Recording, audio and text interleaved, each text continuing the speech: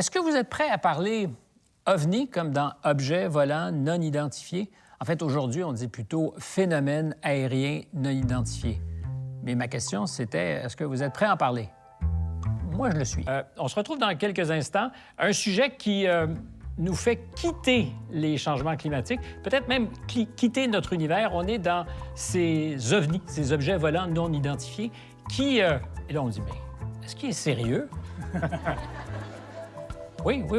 On appelle ça des PAN aujourd'hui, des phénomènes aériens non identifiés.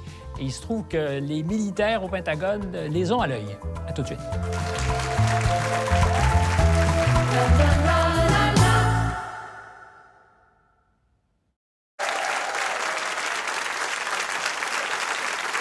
Jusqu'à une époque récente, l'idée de parler d'OVNI pouvait être disqualifiant. Des pilotes d'avion super expérimentés ont préféré se taire pour ne pas être tournés en ridicule parce qu'ils avaient vu des choses qu'ils n'arrivaient pas à comprendre ou à expliquer. Les choses ont peut-être changé en 2017 grâce à une fuite dans le New York Times qui nous apprenait qu'au Pentagone, au département de la Défense aux États-Unis, il y avait une cellule secrète qui s'intéressait justement à ces phénomènes aériens non identifiés. C'est le nouvel acronyme pour dire objet volant non identifié. Pour s'y retrouver, j'ai demandé à quelqu'un de se déplacer. Il est venu de loin, pas en soucoupe volante, en avion, de Paris. Luc Dini, je vous le présente. Il est président de la commission Sigma en France, qui s'intéresse à ces choses-là, auteur de Lumière sur les dossiers déclassifiés du Pentagone. Luc, bonsoir. Bonsoir Stéphane. Et merci d'être là. Merci à vous de m'avoir invité.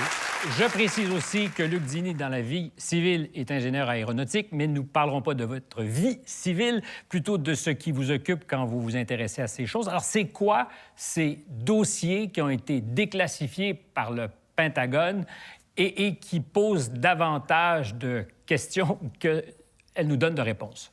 Bien, en réalité, ce sont des dossiers qui sont assez anciens, qui datent des années 50, puis des années 60. Il y a eu quantité de phénomènes observés par des citoyens américains, observés aussi par des militaires américains. Ces dossiers sont pleins, je dirais, de détails extrêmement intéressants et qui montrent l'existence véritable de ces phénomènes.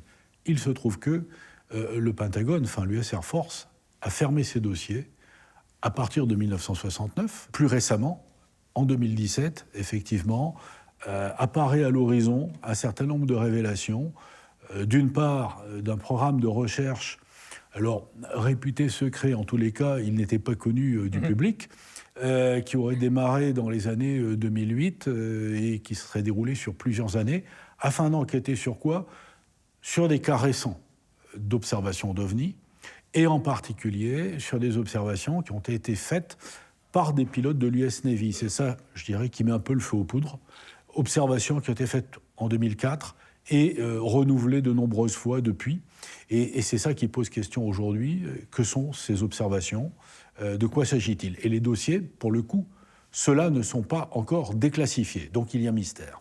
Mais il y a quand même des indices qui existent dans le domaine public. Par exemple, des images radars de ces pilotes de chasse qui arrivent à observer quelque chose qui demeure à ce jour incompréhensible. Il y a des échanges entre les gens qui sont sur les bateaux de l'aéronavale et ces pilotes, et les témoignages, enfin, de pilotes qui disent « Nous avons vu quelque chose que nous n'arrivons pas à expliquer ». Absolument. Et l'un des, je dirais, des événements importants qui a été relaté dans les médias américains en 2017, ce sont les observations qui ont été faites à partir du porte-avions Nimitz et des bateaux qui l'accompagnaient en 2004 au large de San Diego.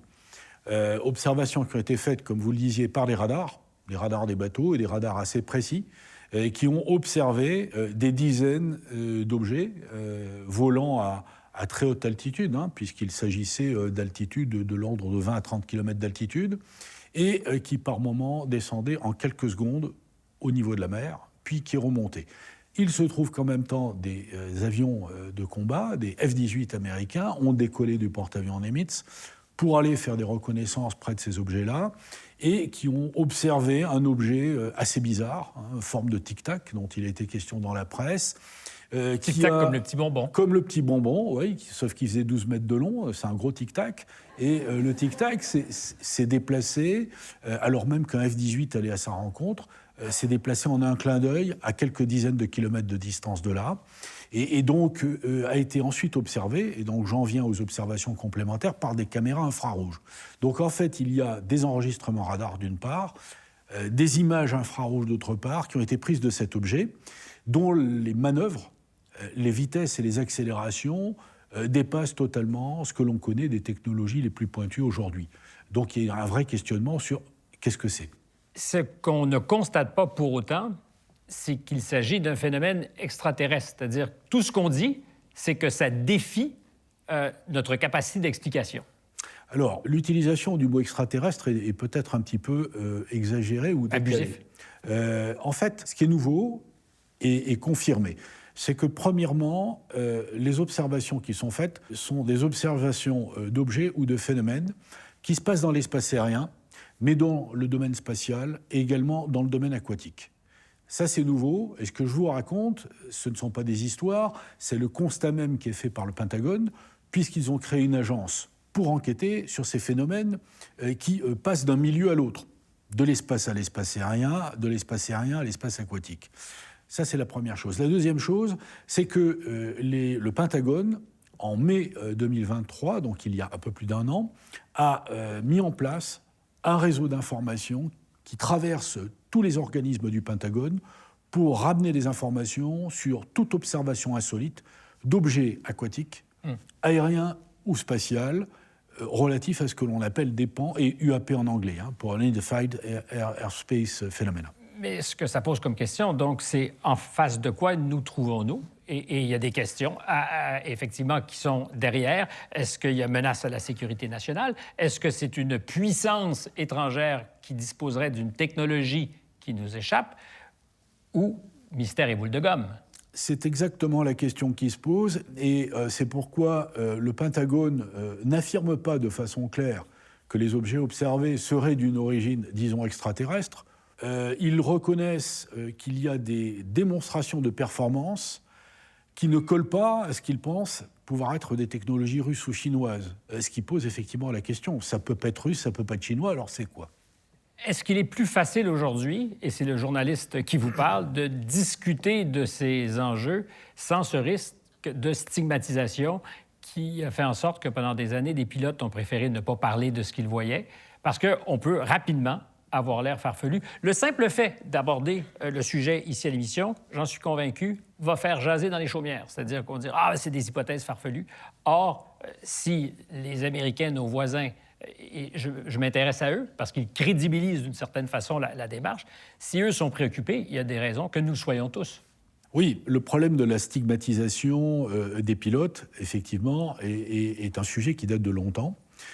Pourquoi? Parce que les pilotes qui avaient vu des choses n'osaient pas établir des rapports de peur que ça nuise à leur carrière. Il faut dire les choses comme elles sont.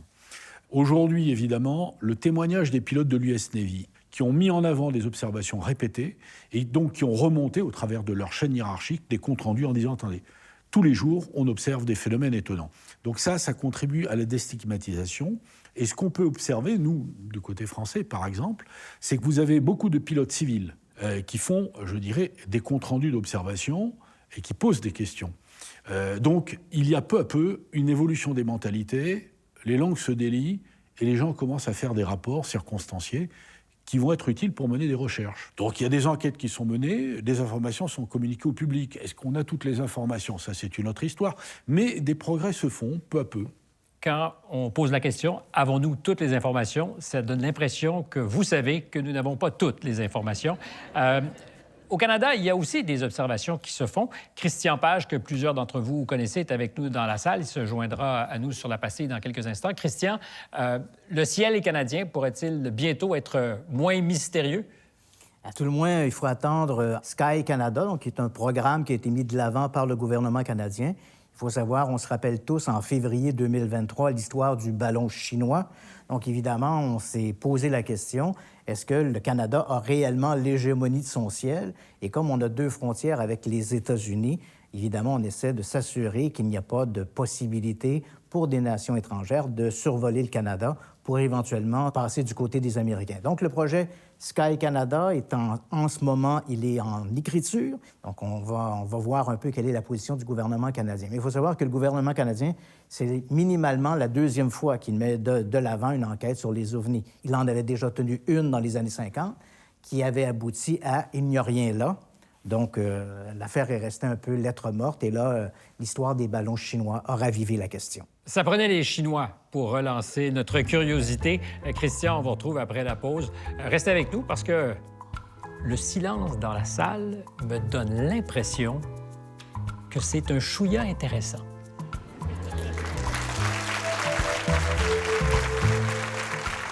C'est quelque chose qui est inconnu, mais qui existe vraiment. Puis je crois que d'ici quelques années, on va peut-être plus découvrir ce que c'est.